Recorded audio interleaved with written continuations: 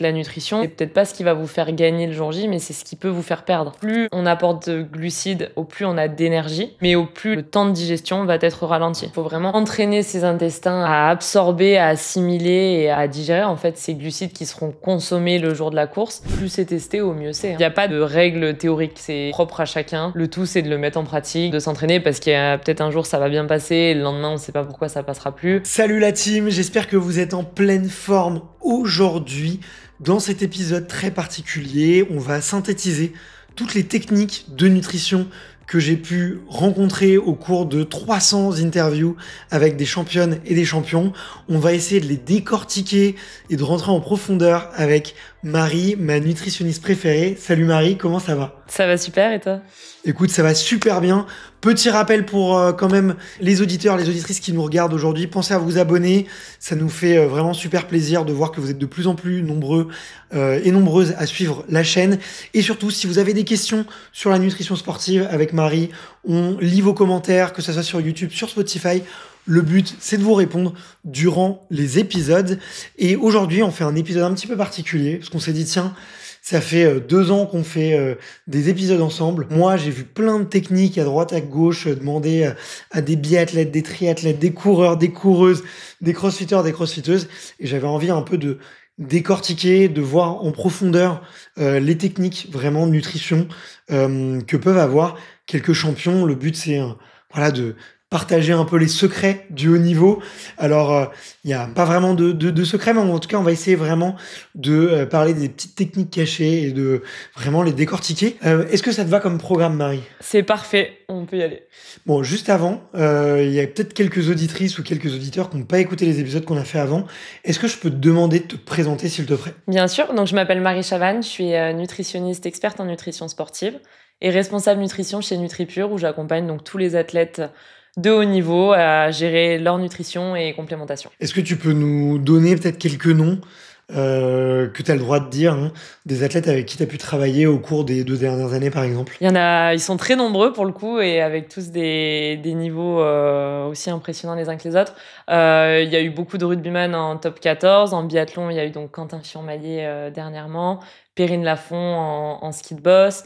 Après, j'ai eu de l'athlétisme, Floria Gay, que j'ai suivi également.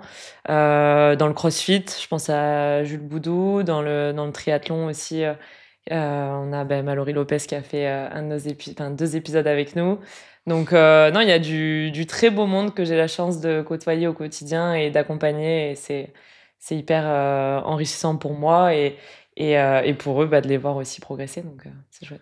Bon bah trop bien, on va pouvoir essayer de mêler un peu la théorie avec la pratique et de voir comment les champions, les championnes s'en sortent. Aussi essayer de voir que ce sont des êtres humains et pas forcément parfaits. Donc si tu as quelques petites anecdotes, n'hésite pas à nous les partager. Ça tombe bien que tu parles de Quentin Fillon-Maillet parce que je crois que c'est le tout premier athlète qui m'a parlé de la technique numéro 1 que je voulais aborder, c'était la boisson d'attente. Qu'est-ce que c'est qu'une boisson d'attente ?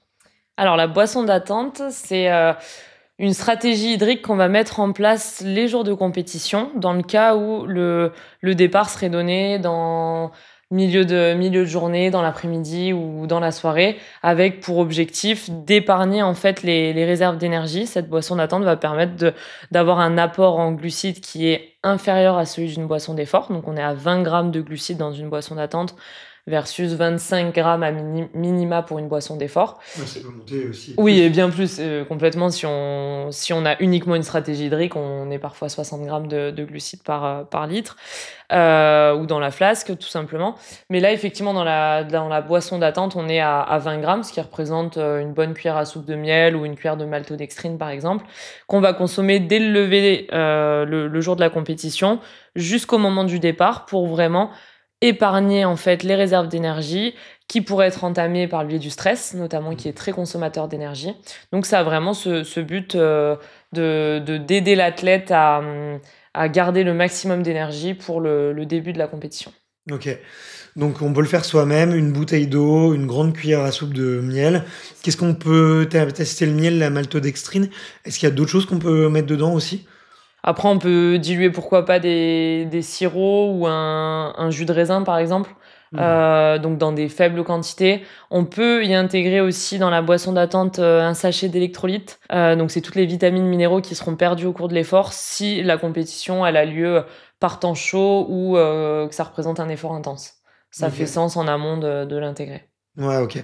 Puis notamment si on a l'habitude d'avoir des crampes ou des efforts très musculaires, ça peut être particulièrement intéressant. Ouais. Oui, après la crampe, elle est multifactorielle et généralement, elle est plus liée à un entraînement qui est inhabituel. Donc, en général, le conseil qu'on donne face aux crampes en prévention, c'est effectivement, il y a les électrolytes, mais surtout le fait d'habituer son corps à être confronté à ce type d'effort ou à ce niveau d'intensité-là.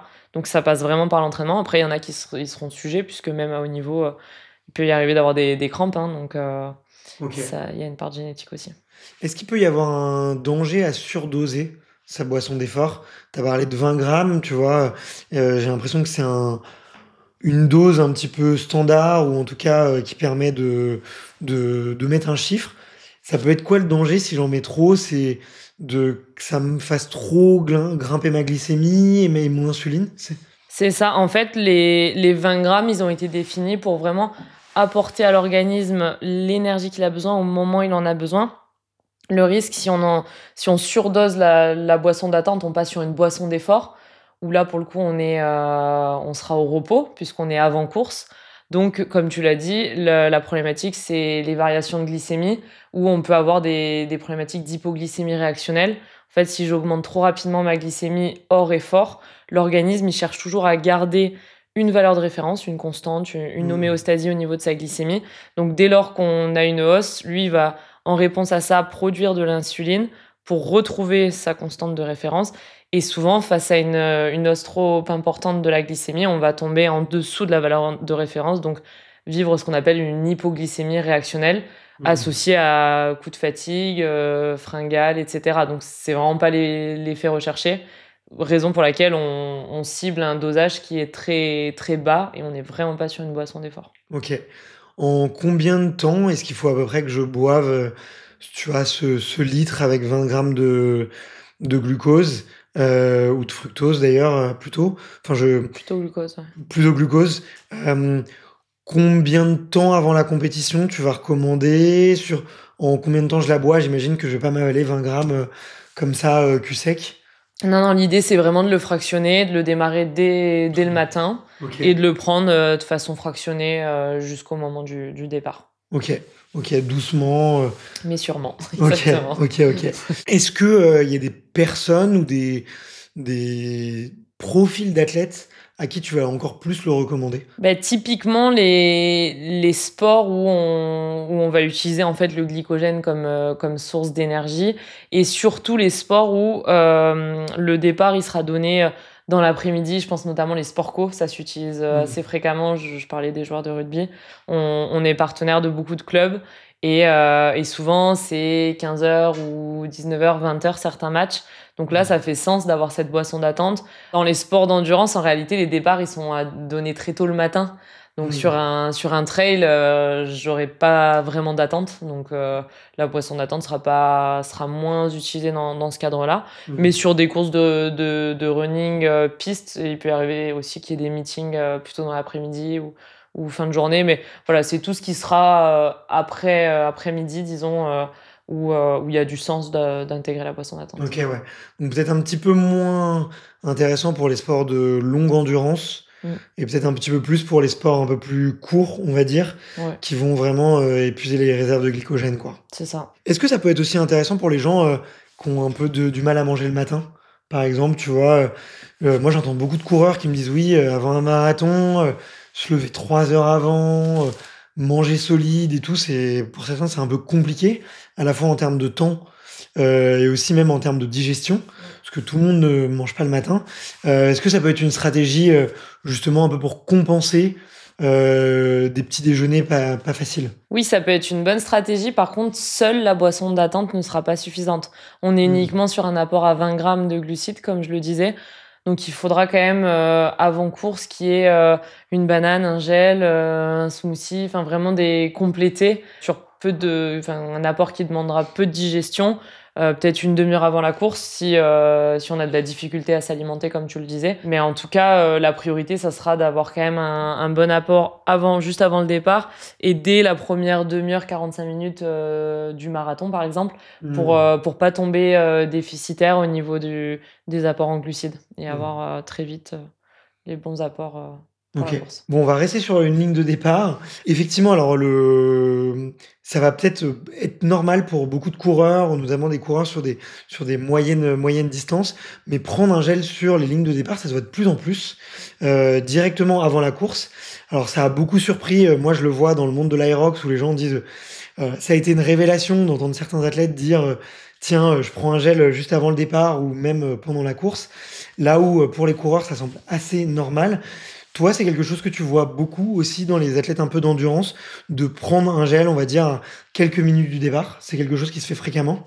Oui, pour le coup, c'est vraiment fréquemment mis en place parce que dans des efforts d'endurance, on cherche quand même à viser 60 grammes de glucides par heure d'effort. Donc si on peut en bénéficier déjà un gel, ça représente 30 grammes de glucides à peu près. Donc déjà, on a finalement la première heure qui est à moitié complétée. On a l'effet coup de boost et coup d'énergie très rapidement. Donc c'est intéressant à proximité du départ, surtout parce que le gel, on le sait, il n'y a pas de... Au niveau digestif, il est très vite absorbé, assimilé, donc il faut quand même l'avoir testé en amont pour être sûr qu'il soit bien reçu par l'organisme. Mais effectivement, il y a vraiment des bénéfices sur la performance d'avoir des glucides au moment du départ. Ok. Tu le disais, un gel, du coup, c'est environ 30 grammes. Les recommandations sur des sports d'endurance, ça va être jusqu'à 60 grammes par heure. Est-ce qu'on peut monter plus? On peut monter plus complètement. Moi, j'ai certains sportifs où ça approche les 100 grammes de glucides par Wow. heure d'effort. Les cyclistes notamment, certains peuvent même grimper à 110, 120 grammes. En fait, il faut savoir que plus on apporte de glucides, au plus on a d'énergie, mais au plus la vidange gastrique, donc le temps de digestion, va être ralenti. Donc, il faut arriver à trouver le bon compromis entre apport énergétique et tolérance digestive. Donc, la moyenne, en fait, la fourchette pour améliorer les performances, elle est donnée à 60 grammes, entre 60 Ok. à 90, mais généralement, on est plus autour des 60. Et pour le coup, ça demande d'être bien entraîné à ce niveau-là. Donc, on préconise pour ceux qui n'ont pas l'habitude de consommer des glucides, de démarrer par des petits ratios glucidiques, des petits apports et de l'augmenter progressivement.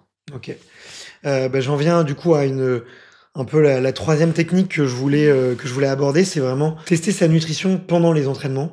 Euh, J'entends beaucoup d'athlètes qui me disent oui, pendant l'entraînement, il faut que je me mette dans le dur, il faut que je sois dans le mal, notamment, comme ça, le jour de la compétition, je vais m'alimenter, je serai mieux. Tu vois. Je trouve ça un petit peu étonnant et j'ai l'impression que dans le monde du haut niveau, on traite les compétitions de la même façon que les entraînements et on entend énormément parler d'intra-training. Est-ce que c'est bien ce dont on parle? En fait, oui, il faut vraiment entraîner ses intestins à absorber, à assimiler et à digérer en fait ces glucides qui seront consommés le jour de la course.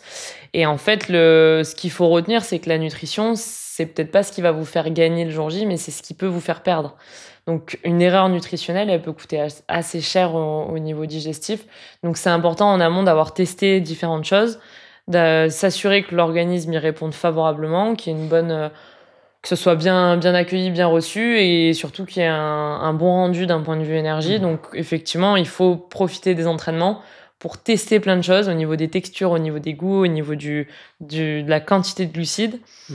Et quitte à le noter, souvent, moi je donne le conseil de traquer un petit peu tout ce qui est pris pendant les entraînements pour savoir le jour de la compétition, ne rien inventer, ça c'est la règle d'or le jour d'une course, et savoir d'ores et déjà qu'est-ce qui me convient à quel moment de la course, en quelle quantité, et avoir déjà le plan, une source de stress en moins, puisqu'on a le plan d'action qui est déjà établi.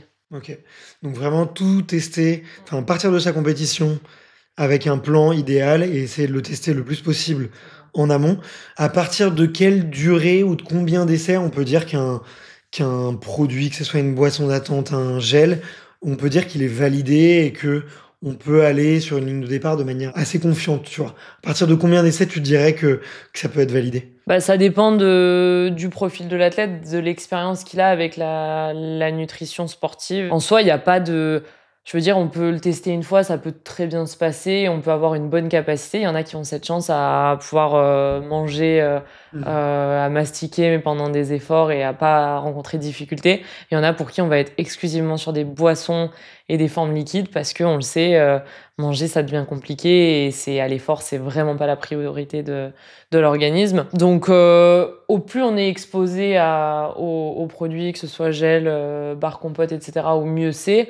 Après, des fois, il y a des courses, des défis un peu de last minute où, on s'adapte, on fait au mieux, on le teste sur un entraînement. Si ça passe bien, bah, pourquoi pas on le met en place justement sur la compétition. Mais il y a pas de règles théoriques, Mmh. c'est propre à chacun. Le tout, c'est de le mettre en pratique, de s'entraîner parce qu'il y a peut-être un jour ça va bien passer et le lendemain, on ne sait pas pourquoi ça passera plus Ouais. et les choses, elles évoluent dans le temps. Ça prend en considération quand même, plein de critères et de paramètres donc Mmh. je suis désolée, j'ai pas vraiment de réponse, de Bah, nombre d'expositions, tu vois? Enfin, au plus tu es exposé, au mieux c'est. OK. Moi, je dis à aux athlètes, tu vois, dans mon programme d'entraînement, je leur dis: «L'idéal, ça serait de tester au moins un produit au moins 5 fois». Je leur dis, généralement, un gel, ça peut être bien de le tester, une manière, enfin, complètement à jeun, au repos. Limite, tu es en train de travailler et tu fais un premier essai, vraiment le ventre vide avec, ton verre d'eau, comme ça tu risques rien, tu es chez toi. Mmh. Je leur dis: «Ça peut être bien de faire un deuxième essai juste avant un entraînement». Comme ça Ouais. simule un peu, que l'estomac, il va être, on va dire, malmené. Je dis généralement un troisième essai pendant l'entraînement, mais pendant un entraînement Ouais, très grand calme, écart, très fatigue. Ensuite, durant un entraînement très long, tu vois, au bout d'une heure, prendre un gel au bout d'une heure, c'est pas du tout la même chose que le prendre Mmh. au début. Et après, je leur dis de faire un cinquième essai, généralement d'essayer de prendre un gel aussi en plein, Intensité ou ouais, en plein intensité. Tu vois, au milieu de séries de 30-30. Tu vois, par exemple, oui, oui, le oui. fameux 10 + 10 de 30 secondes, 30 secondes. Je leur dis, mettez-le au milieu. Comme ça, vous verrez tout de suite Mmh. si la deuxième partie, elle passe bien.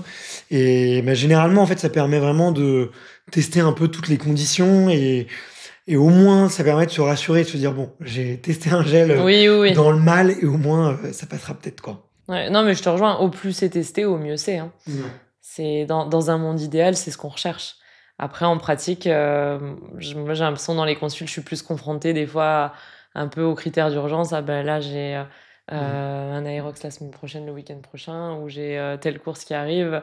Comment je fais? Comment je le gère? Moi j'ai une athlète qui est passée de l'athlétisme, au triathlon et qui du coup a fait son premier triathlon, un peu du jour au lendemain et qui du coup m'a appelé la veille, «Qu'est-ce que je mets en place? Comment je gère?» C'est complètement enfin, tu vois?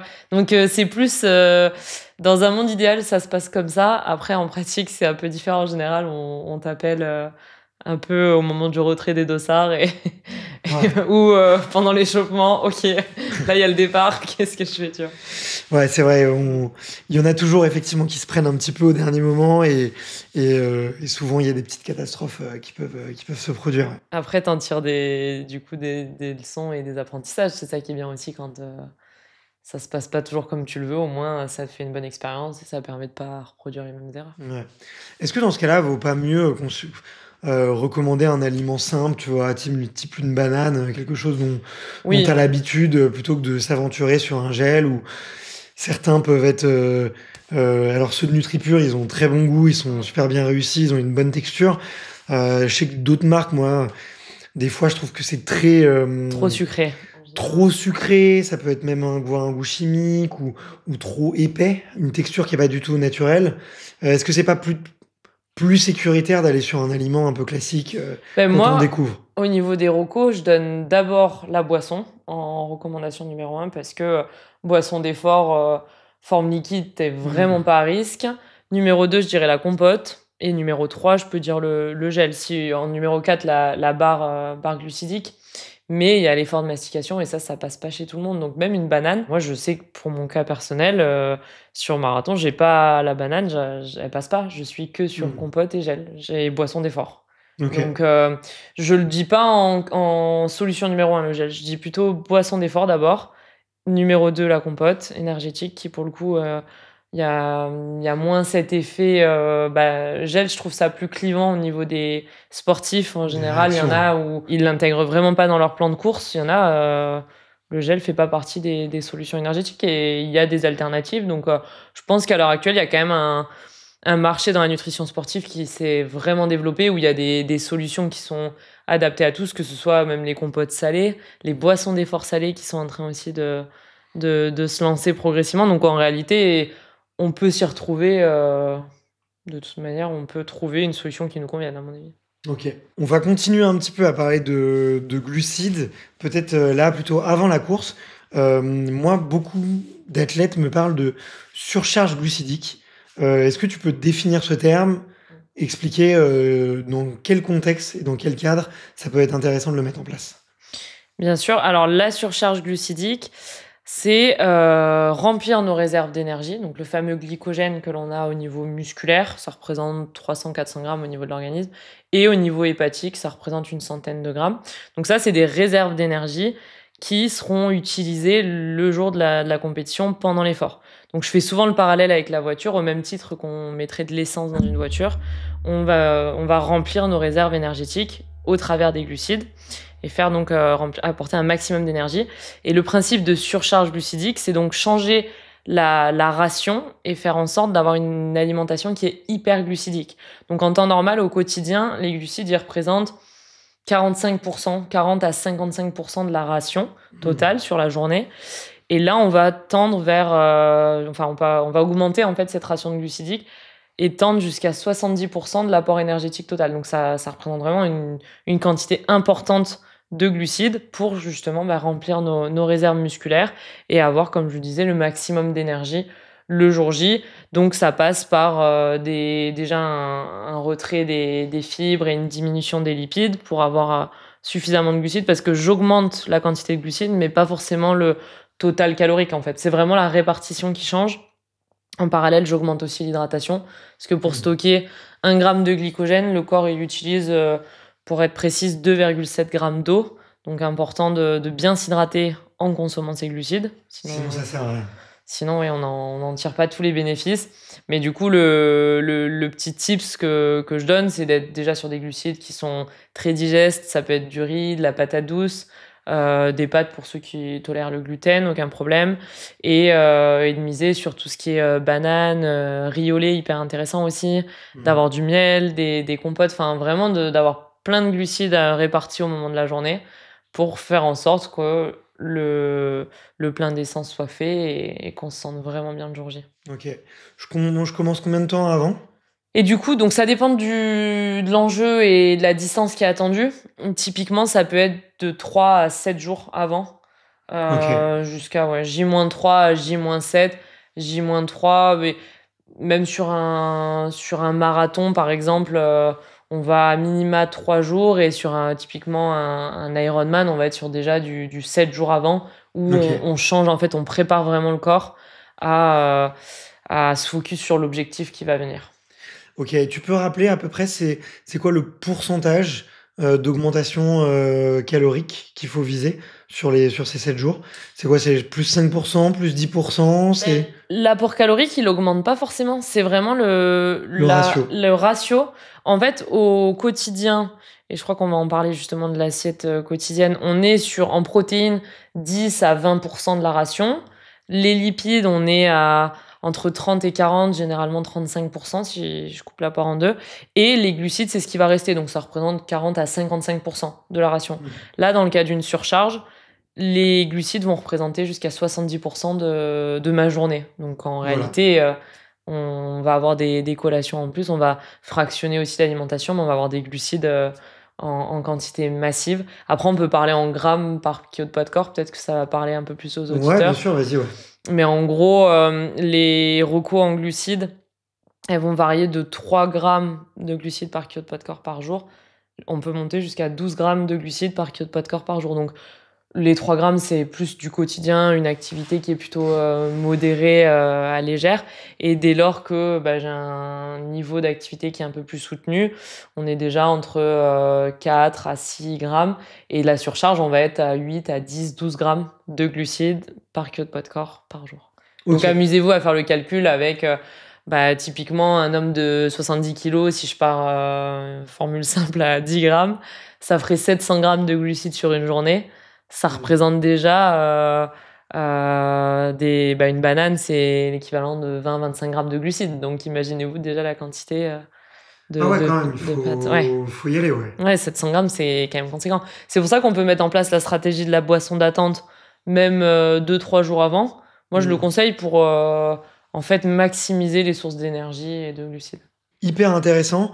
Et donc, on est plutôt sur les sports d'endurance. Ouais. Est-ce que ça vaudra le coup, je sais pas, moi, pour des sports un petit peu plus courts ou sur lesquels, je sais pas, je pense à des escrimeurs, tiens, ou tu as parlé de Floria Gay sur du 400 mètres. Est-ce que ça va être intéressant aussi d'avoir ce type de stratégie? Alors, ça peut être intéressant, mais on le prépare pas autant de temps en avance. En fait, on est sur des filières énergétiques beaucoup plus courtes. Hmm. Donc, le repas de la veille, effectivement, sera important, mais il y aura moins d'incidence de ce qui sera mis en place en amont, à contrario d'un ultra où là, pour le coup, les réserves de l'organisme, elles vont être bien, bien épuisées. Là, sur un 400 mètres, c'est plus, oui, la veille qui va être important et le jour J. Bien entendu, tout ce qu'on mettra en place en amont et l'hygiène de vie de manière globale va rentrer en compte dans la balance, mais il y a moins de phénomènes de surcharge, ça a pas vraiment ça a Ok. moins d'incidence. Sur un sprint à 100 mètres, on est sur vraiment une filière énergétique anaérobie, où là, on a moins ce besoin-là, mais c'est toujours intéressant de, malgré tout, le repas, le dernier et même celui de la veille, qui soit quand même bien chargé en glucides, au moins la moitié de l'assiette Hmm. de glucides. Ok. Ouais, donc plus j'ai un effort long, plus je vais avoir un intérêt à faire une bonne surcharge Bonne glucidique. recharge, ouais. Et elle a commencé longtemps avant. Exactement. Ok, hyper clair. J'arrive à une autre technique qui peut être un peu plus sulfureuse, sur laquelle j'ai l'impression qu'il y a aussi des non-dits, qu'il y a pas forcément de consensus scientifique et qui peuvent même être dangereux. J'ai envie de parler des cétones. Euh, J'en ai entendu pas mal parler pendant un moment, justement sur les cyclistes, Mm. il y a quelques années. Je sais pas pourquoi, après, j'en ai beaucoup moins entendu parler. Ensuite, j'ai beaucoup entendu parler des cétones sur la perte de poids ou autour de toute une mode sur les brûleurs de graisse. Et là, j'en entends à nouveau parler dans l'ultra et des athlètes d'ultra qui commencent à apprendre ça durant des courses très longues. Quel est ton avis, toi, en tant que nutritionniste sportive, sur les cétones? Alors, les Qu'est-ce que c'est cétones, déjà? je pense que tu parles du coup, effectivement, les corps cétoniques. Mm. Ce sont en fait des molécules qui sont produites par le foie dès lors que nos réserves de glucides, on en a parlé juste avant, sont déficitaires et sont presque épuisées finalement. L'organisme, il s'adapte et il va produire donc via le foie des corps cétoniques qui représentent en fait des molécules d'énergie. L'idée avec ces corps cétoniques, c'est d'avoir une alternative énergétique finalement. Moi, c'est vrai que je me base beaucoup sur les études scientifiques et ce que dit un petit peu la revue scientifique et la littérature sur cette partie-là.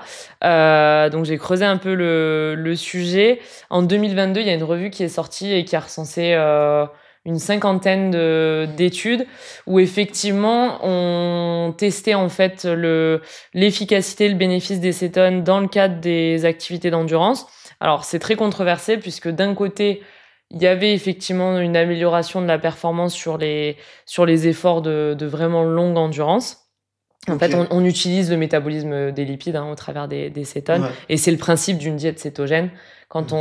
on se met en fait dans un régime où pour le coup on est hyper lipidique, on parlait de l'hyperglucidique juste avant. Le fait de consommer des lipides, l'organisme il utilise des sources d'énergie différentes, donc on passe plus vraiment par le biais du glycogène, mais plus par un métabolisme, ce qu'on appelle la lipolyse. En fait, on utilise les graisses à des fins énergétiques. Et donc, sur les sports d'endurance, ça a montré, donc vraiment long terme, ça a montré une efficacité sur certaines études et sur même la partie récupération, puisque ça réduisait un petit peu l'inflammation. Donc, ça permettait d'avoir une meilleure récupération.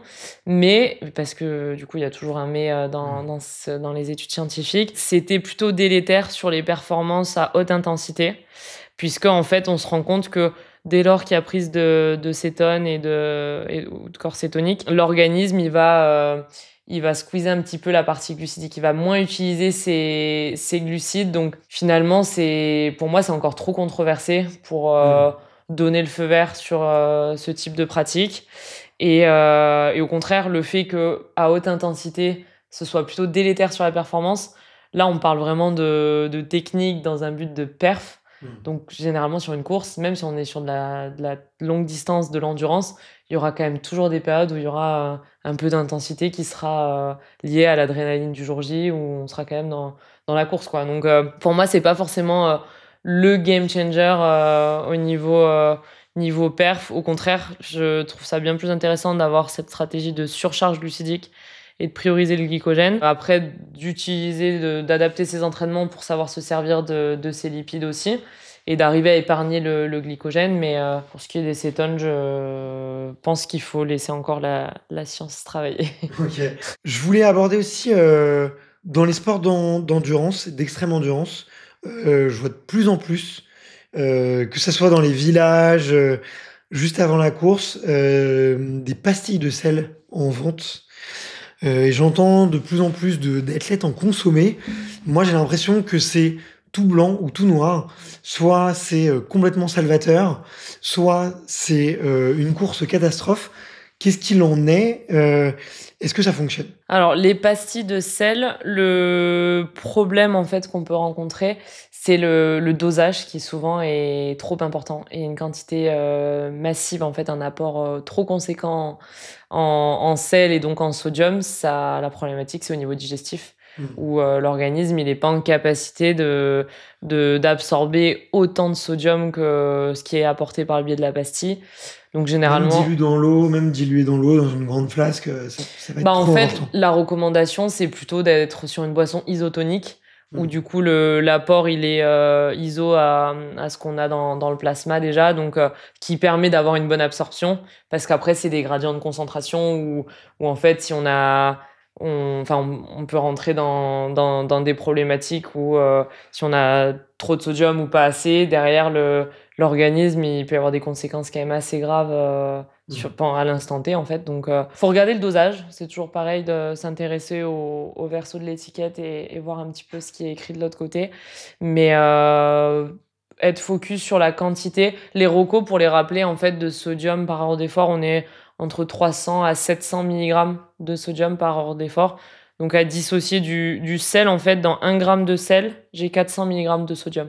Donc, c'est deux choses distinctes. Si je fais ma boisson d'effort maison, par exemple, où on sera du coup sur du sel. Mais voilà, pour ce qui est des pastilles de sel. J'arrive à la toute dernière technique qui m'a été citée par plusieurs athlètes. C'est une astuce, on va dire, peut-être assez simple, mais en tout cas qui aide beaucoup. C'est la technique des 3 tiers. Est-ce que tu peux m'expliquer ce que c'est? Oui, alors c'est ce qu'on appelle l'assiette sportive. En fait, c'est quand il y a autant de légumes que de féculents, que de protéines. Donc, ce fameux 1 tiers, 1 tiers, 1 tiers, qui permet en fait de couvrir les besoins de l'organisme et de respecter en fait un équilibre alimentaire. Donc, c'est vraiment ni plus ni moins que l'assiette sportive que je vais recommander aux sportifs et aux athlètes qui souhaiteraient pas forcément rentrer dans des quantités, dans des grammages trop contraignants. Et déjà, visuellement, de voir à quoi doit ressembler mon assiette équilibrée. Bah écoute, c'est un super moyen mémotechnique de se souvenir comment bien manger. Et en tout cas, moi, je le valide, je l'approuve vraiment.